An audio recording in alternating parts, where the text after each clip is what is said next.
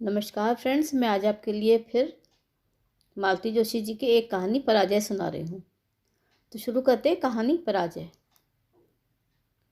कंधे पर बस्ता लटकाए हुए नकुल सड़क की एक पटरी पर गुमसुम चला जा रहा था और उसका पड़ोसी दोस्त अजीत बड़े मज़े से बस्ते झुलाते हुए गुनगुनाते हुए दूसरी पटरी पर चल रहा था। स्कूल में आधा घंटे की छुट्टी में जो कुट्टी हुई है उसका जैसे कोई कुछ मलाल ही नहीं है। ऐसे उसकी मस्ती, उसकी बेफिक्री देखकर नकुल का गुस्सा बार बार उफन रहा था। उसका बस चले तो जिंदगी भर इस घोटू से बात ही ना करे। पर जैसे जैसे घर पास आता गया, नकुल का रोष एक असहाय खींच में परिणत हो गया। जिंदगी भर की कौन कहे, उसे तो अभी ही अजीत के घर जाकर चाबी के लिए गिड़गिड़ाना पड़ेगा। सच, कभी कभी ऐसा गुस्सा आता है मम्मी पर। 2 चाबियां हैं घर में, एक पापा को दे रखी है जिन्हें कभी ज़रूरत नहीं पड़ती, पर नकुल को नहीं देंगी। कहती हैं खो जाएगी।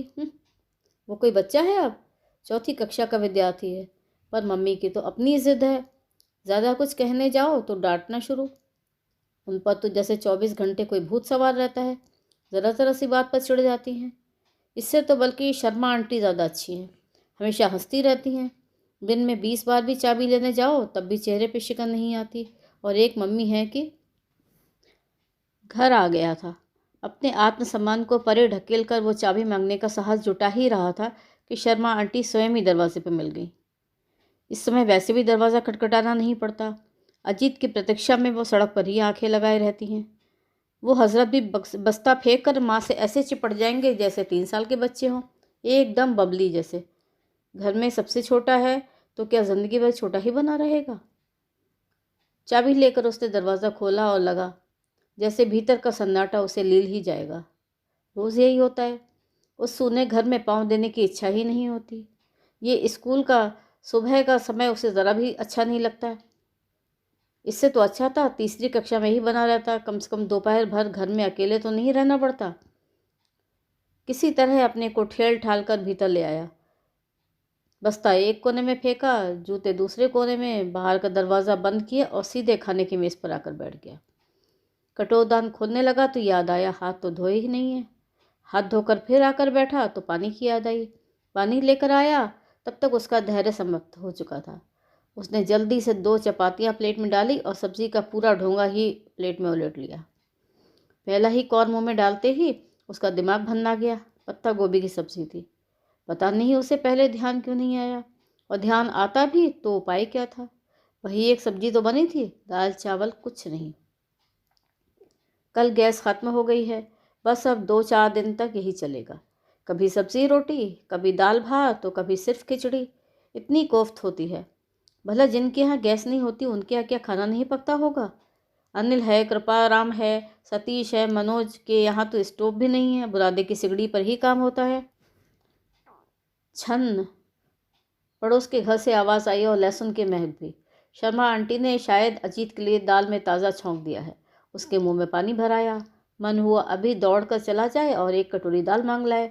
आंटी तो इतनी अच्छी हैं कि हाथ पकड़कर खाने के लिए रोक लेंगी, पर उससे जाया ही नहीं जाएगा। कभी कभार कोई नई चीज़ बनती है तो आंटी खुद ही दे जाती हैं। मम्मी को पता चलता है तो तूफान मचा देती हैं। उन्हें विश्वास ही नहीं होता कि आंटी अपने आप ही दे गई हैं। खुद तो कुछ बनाएंगी नहीं, डांट डपट ज़रूर करेंगी। अचार से रोटी तोड़ रहा था वो, सब कुछ वैसा ही छोड़कर उठ गया। गुस्से में टेबल पर सब कुछ वैसा ही छोड़ दिया। पर किचन से बाहर निकलते ही याद आया, मम्मी ने कहीं दोनों वक्त की रोटियां सेक कर न रखी हो। बिल्ली आकर चट करे तो शाम आ जाएगी। वो फिर किचन में लौटा, कटोदान बंद किया और फिर इधर उधर टटोलने लगा। खाना देखकर ही उसका मन भर गया था, पर पेट तो अब भी खाली था। वो फ्रिज खोलकर खड़ा हो गया। वही 10 दिन पुराना मिक्सचर और गांठिए उसका मुंह चढ़ा रहे थे। इतनी पसंद है ये चीज़ें नकुल को, बस जब से घर में फ्रिज आ गया है इन चीज़ों को स्वाद ही चला गया है। जब भी फ्रिज खोलो सामने दर्शन हो जाते हैं। महीने की शुरुआत में ही मम्मी पापा ढेर सा नमकीन ला कर रख देते हैं। ताज़ा नाश्ता बनाना तो मम्मी जैसे भूल ही गई हैं। अभी परसों बबली का जन्मदिन मनाया था। उस दिन की थोड़ी सी केक पड़ी हुई थी। उसने एक टुकड़ा उठाया, थोड़ी सी मटर की फलियाँ लीं, एक टमाटर लिया और फ्रिज बंद करके बाहर आकर बैठ गया। खाने का सामान पढ़ने की मेज़ पर रखकर उसने बस्ता खोला और केक को उतरते हुए होमवर्क करने लगा। होमवर्क करने का यही समय उसने बना रखा है। सुबह स्कूल के लिए जल्दी उठना पड़ता है तो रात में नींद भी जल्दी आ जाती है। मुश्किल सिर्फ इतनी है कि समझाने के लिए कोई पास में नहीं होता। 5 सवाल करने थे उसे, 3 तो उसने जैसे तैसे कर लिए, पर चौथे सवाल पर बुरी तरह अटक गया। अब मम्मी के आने तक रुकना ही था।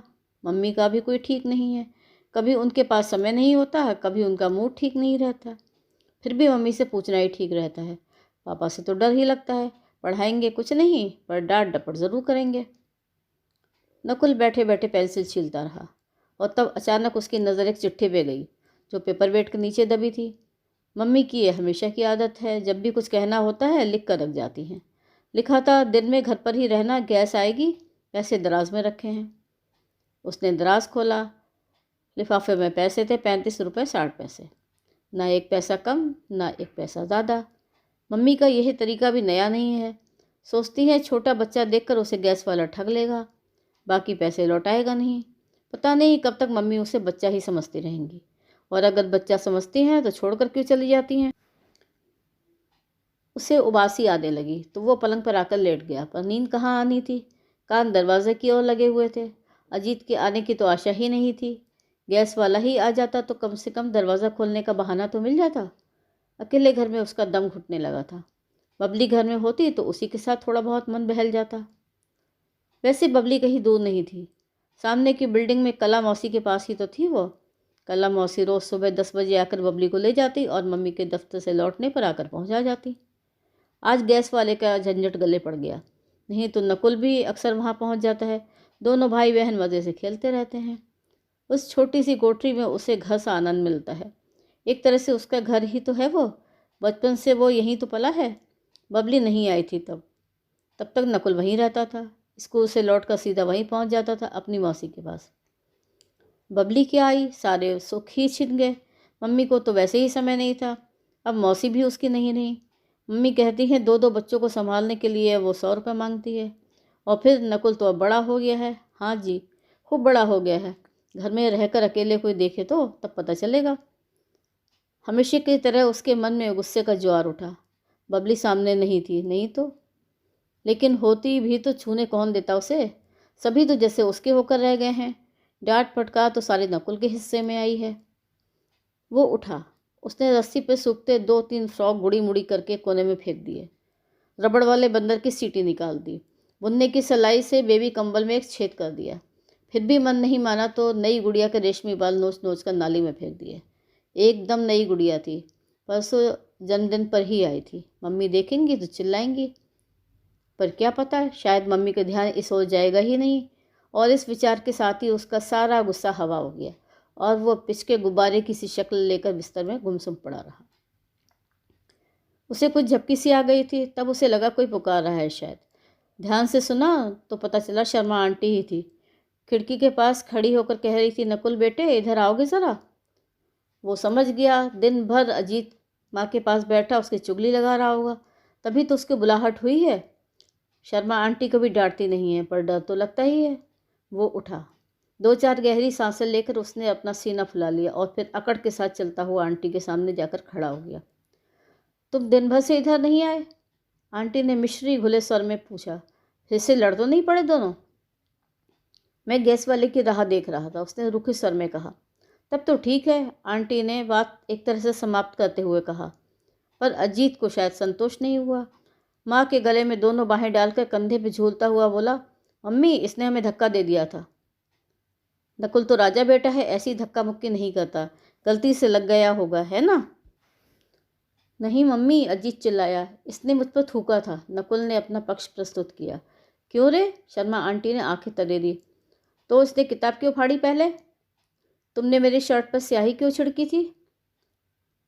दरअसल नकुल को भी ठीक से याद नहीं आ रहा था कि पहले लड़ाई कैसे शुरू हुई।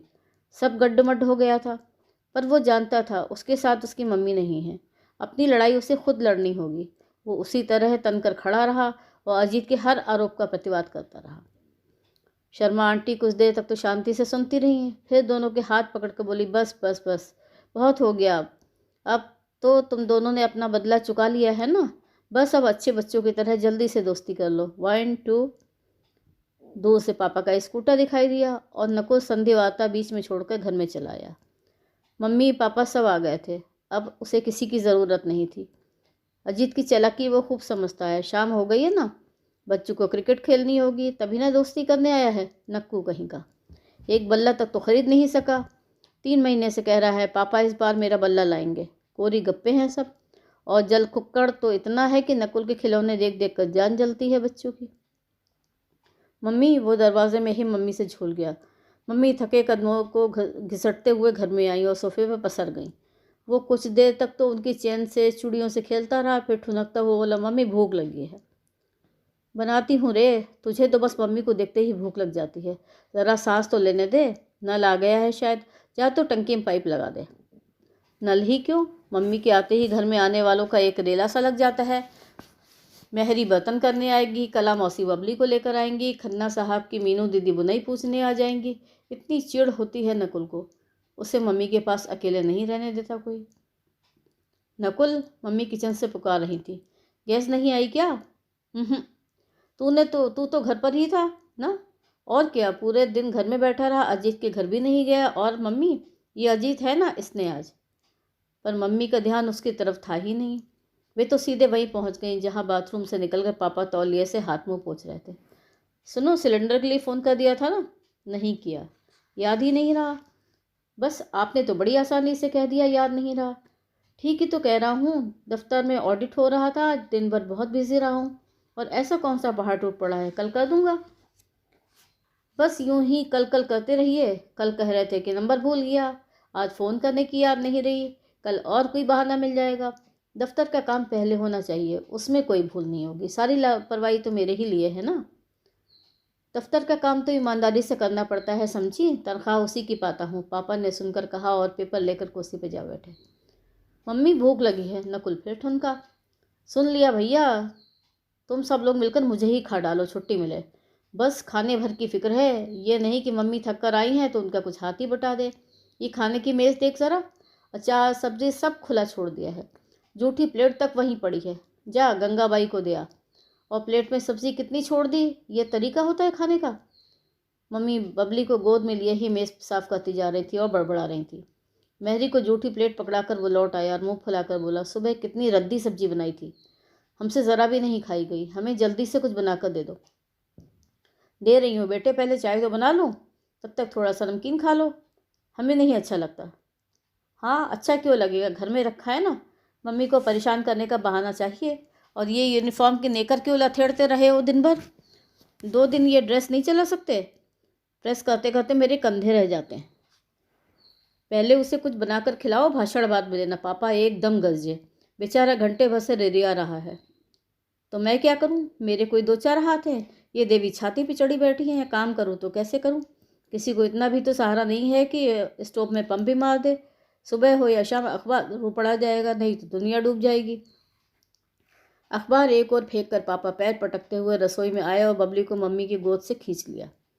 वो इस जोर से चीखी कि बस।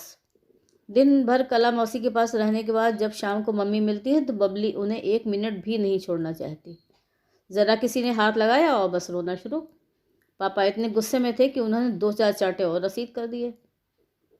दिन भर भाई भाई करने वाला घर अब शोर से भर उठा था।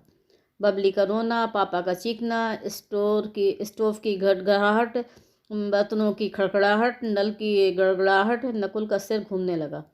मम्मी पापा के घर लौटने की खुशी काफूर हो गई थी। वो फिर अकेला पड़ गया था। इससे तो बल्कि दोपहर का सन्नाटा ही अच्छा। अपने घर राजा बने बैठे रहो, कोई चकचक नहीं। थोड़ी देर पढ़ लिए, थोड़ी देर सो लिए, फिर पहुंच गए पड़ोस में या फिर अजीत को बुला लिया। खेल खेल में दोपहर यूं ही पलक झपकते बीत जाती है। बस अजीत से कुट्टी न हुआ करे बस। उसने बैट बल्ला उठाया, पड़ोस के दरवाजे पर जा पहुंचा और आवाज़ दी, अजीत खेलने चलोगे? नमस्कार। तो ये थी आज की कहानी पराजय। कहानी सुनने के लिए बहुत बहुत धन्यवाद। अगर मेरी कहानी पसंद आई हो तो मेरे चैनल को सब्सक्राइब ज़रूर करिएगा।